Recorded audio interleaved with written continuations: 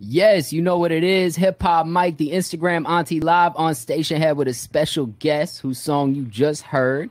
Off that shot is 3.0, 2.0? 3.0. 3.0. It's 4.0 on the way. Yeah, forever. Shout out forever. Mo 3 is in the building, ladies and gentlemen. What's happening? Welcome to the show, man. What's poppin'? What going there? We chilling. I've been hanging out with the IG auntie. We listening to some of the music. Going through the gram. Really? And yeah, I mean, it seems like you got a lot of shit going on, bro. I try to do something. What I got going on with y'all talking. I mean, I just see you got a situation with Empire. Yeah. You got a 5-month-old that counting the back end a couple weeks ago. That's a lot of money that you trying to keep track of. Yeah.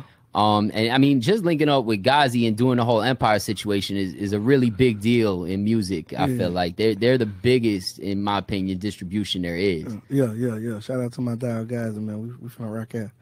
Trying to.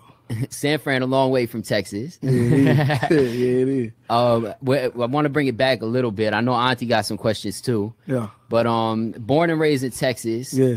What part of Texas to be exact? I'm from Dallas. Okay. The North. Dallas, so North Texas. Yeah. Okay. What's it like coming up in Dallas and being an artist? It's good and bad, depending on where you come from. You know what I'm saying? But it's all good though. It's, where you come from will make you. You know what I'm saying? So, it was outside the music. It was, it was regular lifestyle. Shit, when you're in the hood, man, you know how it go, man. It's like same story for everybody, man. You're struggling and, you gotta go through some things, man. I've been locked up all my life, so, I went through a little different little rap, you know what I'm saying? But the music's changed my life, you know what I'm saying? Changed my way, so shit, we here now. How old were you when you got locked?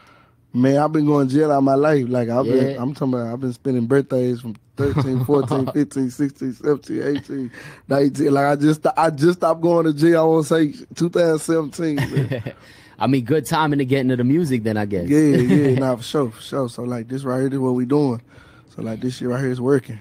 In going back and forth to jail, was it because of, like, just dumb stuff, or was you really just out there trying to survive and make your way in Texas? Man, I look at it, it was dumb. Some stuff was dumb, but, everything had a reason. I had a reason what I was doing. I was trying to get some money, man. I was trying to better my situation, man. So, the things I did was for a reason. I wasn't just out here. I wasn't no crash dummy. I always been a leader, not a follower. So, All right. So everything I did was, for a reason. It just landed me behind the fence. Where did you decide to kind of put this purpose into the music? Was it behind bars or did you come home? Yeah, I caught 4 aggravated robberies with a deadly weapon causing body injury. I went to prison when I was 17. When I got out, before I caught chain to TDC, my daddy came and visited me and was just like, well, after you do your time and you come home, you know what you're going to do. So, I'm already thinking, like, I leave feeling this, man. I'm going to be working in a warehouse somewhere. Man. I ain't no job. I ain't make it past the 9th grade or none of that. So, it's like, I ain't know what I was going to do. And he was just like, how about you rap? I rap. Nobody making it no rap. You know what I'm saying? I say it's crazy. You got to be from places like this, New York and LA and stuff. Yeah, a lot of the time. To make it. And he was like, nah, just try it. Everything you did and you lived, just put it on wax. So that's what I did and it worked. So yeah. See, I asked what part of Texas too, because I think people that's in New York don't realize that Texas, you could have weapons. It's a whole different landscape than in New York. Like, yeah. I heard y'all got no gun law or something. Yeah, like it's very hard to kind of catch a gun case here. If you catch it, it's a bad sign because it's like you super fucked. But like at the same time, a lot of people out here is not into the guns because it's so hard to get them. They're more expensive. Well, we into them out there. Yeah. I mean, getting 4 aggravated robberies, deadly weapon, no joke. So your pops tell you start doing some music. You have siblings? Are they into music at all, or? Yeah, my whole family, man. We some music oriented. Like I grew up on this, so it's like it was there. We didn't have to learn it. Did you have like a style to like the first times you was kind of rapping? Was it like a Texas like Southern throw style? Or? Yeah, it was the same little, swanging on foes, all that. Yeah, something like that, man. Popping trunk. All right. Yo, not for nothing. I've only been to Austin. Like I haven't been all over Texas, really? but I go out there for South by. Yeah. And I made some friends, and the lingo in Texas is just elevated. Y'all be calling all kinds of shit that hoe over there, this and that. Yeah, that hoe. I just said, I just told him I heard that train. I heard that hoe. Yeah, nah, that should be flying by over here. Yeah. Do you come to New York often? Nah, that's my second time. Really? Yeah. What is it about New York that's kind of like a shock? Is it, if anything at all? Is it a different place? Man, it's different. Y'all different out here, man. It's like y'all fast. Everybody moving around. Well, in New York, when you putting out music as an artist, like it's really about clubs. Like it's about hopping on that train, go to the city, trying to tap in with the DJs that's playing records in the clubs. Oh, okay. What's the approach down there in Dallas, like to get the music out and you gotta heard? be. It ain't just the club scene like in Dallas or Texas. Period. You gotta be in the streets with it. Like you gotta have your own personal street team. Like here, barbershop, school, rec center. Like you gotta be touching them people, letting them know like, yeah, this is what we doing. This is what we doing. Like, cause everybody ain't gonna make it in the club. The club will catch on to it later on. You know, like in Texas, you can blow up off a YouTube video before you blow up in the club. So It's wild. you know. Did you had that kind of street team? You was hitting Yeah, the that's what. barbershops? We was in the streets with it. They didn't play me in the club at first. Yeah, So you built this shit from the ground up. yeah. Me and my partner, man. Who's the partner? Is that He you? right there. That rain. There. All It right. I say he official. He hit me like, "Yo, Mo3 manager, we outside." I'm like, "Well, what's your name? I gotta lock you in." He's like, but yeah. it seems like the business really behind you, and y'all focused on doing something real different out here. Yeah. We trying to build an empire, man. So, What was the first thing that took off for you? my song "Hold Your Tongue." Okay, Yeah, it was the first thing I tried to do. First video I ever made. Like, really. and it went. So it was like music had been waiting for you to get started with it. Yeah, it went viral. So it's just like that's what we're gonna do now. At what number, I guess, where did it go that you say it went viral and it's like put the battery in your back? Was a big place picking it up, or you just seeing it going crazy with numbers? My first video, I had 500,000 views. Okay, so you just put this First joint time, out. That's my first time. I just put it. I don't got no managers. I ain't got no. I ain't trying to rap. I ain't got no mixtape. I ain't got no posters. I ain't got no flyers. I ain't got no CDs. It's just a video. And it just I comes need out help shooting the 500,000. video. I didn't even know what I was supposed to do. They were like, okay, you gotta do it over. I'm like, why we gotta rap it over again? I just rapped it.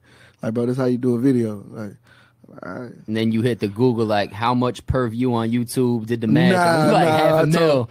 I told my cousin. I told my family, my relative. I told them, man, make me a YouTube. I had a YouTube with just that one video on there. No subscribers, just that one video. And it went. And That's so, wild. You know, What happened next from there? You just hit the studio, try to do it again? I shot another video. Was the response the same, or? Yeah, it was the same. So now it's like, you need a whole mixtape. So by the time it was time to make a mixtape, I had already made a whole bunch of songs. So I didn't really have to make too many more songs. Then I met my partner. Then he came with the CD thing. I was like, I ain't never had no CD. Yeah, so that fucked me up when he came and showed me a CD with my face on it. So, you know, that was like, I thought I made it right there. Like, damn, my face on the motherfucking CD. Like, yeah. My mom and them, everybody thought this shit like, that nigga face on the CD. Wow. Like not knowing, yeah, nigga, you go get you some CDs, nigga. So, yeah, And at this point, I'm assuming there was none of the ice. I was living in my car when I made that song. Oh, shit. So Yeah. how long had you been home for at that point? I ain't been at home. I was living in a car when I made that song. No, I'm saying how, like, since you got out, because I'm assuming you driving around recording and shit. It sounded like this shit happened real fast. Now, by this time, I had already been out about 3 years. Okay, so it took some time to. I wasn't even to get rapping it yet. When I together. first got back out, I was still back. I got back on the same shit. All right. I was like, oh, yeah, cheers. You know what I'm saying? So And then Pop's like, you better start rapping then, for it. then we went on ahead and tried the little rap shit. You know what Broke I'm the saying? cycle. I was actually running with a rap group in Dallas. I was just running with them, watching them. You know what I'm saying? So, you know, And you're just kind of studying the I game. did my own thing, and it went When did Ghazi hit you and the Empire thing come about? like 3 months ago. Oh, so that's brand new. That brand new, that new. Did you know who Ghazi was, and is he the one that reached out? Yeah, I knew who he was, but Furious reached out over there at Empire. Okay. Furious reached out. Yeah, he got his ears to the street. Yeah, he do. So what was that called? Like, did you have any like labels or anybody reach out before them? Or I was in New York. That's my first time here. Oh wow! I was in New York at RCA and Republic Records and where else we was at? We was at Sony. That was my first time. So the big labels seen the numbers, seen the visual. I've been going. I've been getting. You know what I'm saying? Like you was busting moves already. Yeah, I was already doing my thing. Like I was in New York in Furious Car while I'm in New York. Like, bro, yeah. Well, when y'all don't take nothing, just come sit down with us first. You know what I'm saying? We end up actually after that. Sylvia called us and Zeke at Epic Records. So we went to LA and we went over there and then Pierce called like, I still ain't took nothing. Okay, come meet with us. Come meet with us. And you know what I'm saying? And we met with them and that shit happened like we signed in like 9 days.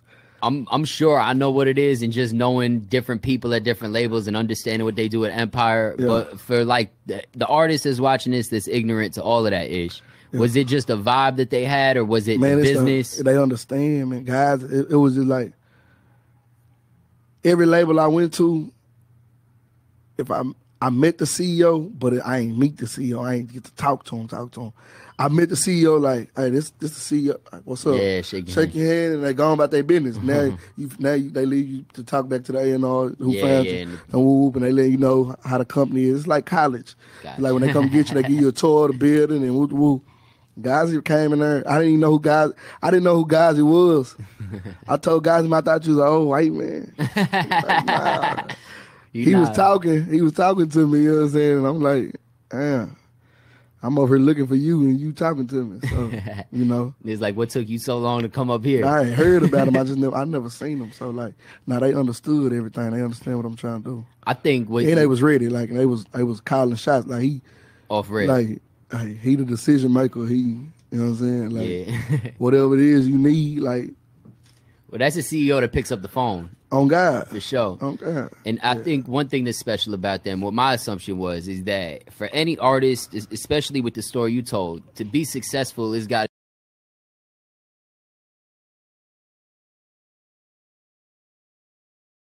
is going to do PR on a project that's coming straight out of like the Dallas streets. Yeah. And Gazi's a dude that's just relentless in making sure that the right people is on the right projects, and he understands. He in the mix. He was even in the studio, like. Really? Like. So what's the studio like? Who do you have in the studio with you on the regular? Do you like to work alone, or you have like the whole squad? Nah, I be by myself most of the time. Like, sometimes I be at the studio. They don't even know I'm at the studio. Like, so. Do you prefer to record back home in Dallas, or? I prefer to record wherever you have. Wherever I get my sound right and what I'm trying to do, we can do it. You know what I'm saying? So. I know Auntie wanted to ask you this question. You want to ask him, or should I ask him? What's up? What question? About the name Osama. Oh, yeah. That's all she was talking about before you came up here. I got other questions, but yeah. Why did you pick that name? Osama, what is it? Osama 3 Line? How do you pronounce it? 3 Line. Okay. On the bottom of it. Osama 3 Line. Yeah. It's Mosama. Osama. Okay. Yeah. You saying why I picked the name for the album, or why that's my name, period? Yeah, why is this your name, period? Because I used to terrorize shit. Oh, wow. Yeah. It's not about right. I did, though. You know what I'm saying? I turned that name into a positive thing, though, man. I did. That's good. I did a lot of bad stuff, so, you know, that name is like that's all. So speaking of terrorizing things, I want to know about your first. When you first came home, what was that like? No, that's too personal. Well, nah, he said when you first got hit, when you said when you first came home, he went back to the streets. That's not what I'm talking about. He said he terrorized. I just imagine like he was in jail for a while and he came out like, what was that first girl like? Oh, with the first girl like you? Yeah, he terrorized it. Get up that corner, stay out the street. You know what I'm talking about? Yeah, I shot the club at first. I got back first few weeks I got back. I spoke about that on the song on the what album is that? What's it? Shot a 3.0. Yeah. Oh, okay.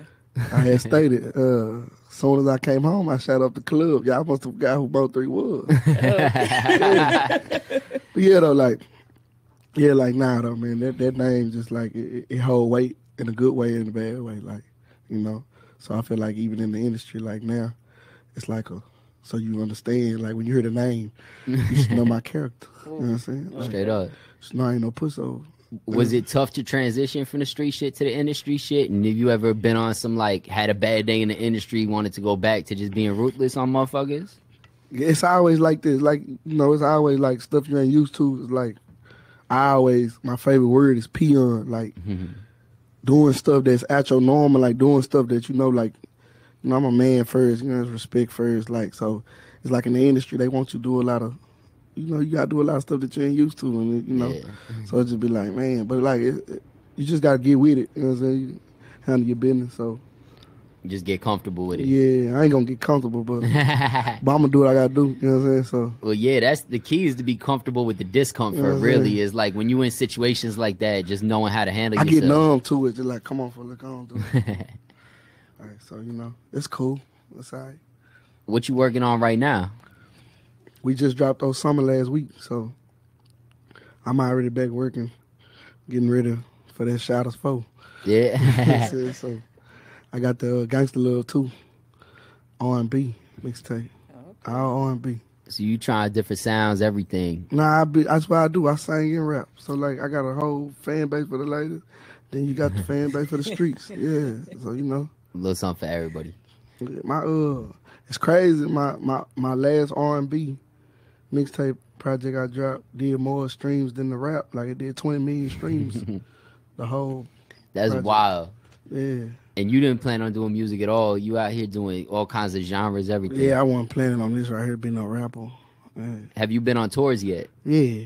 What's that like?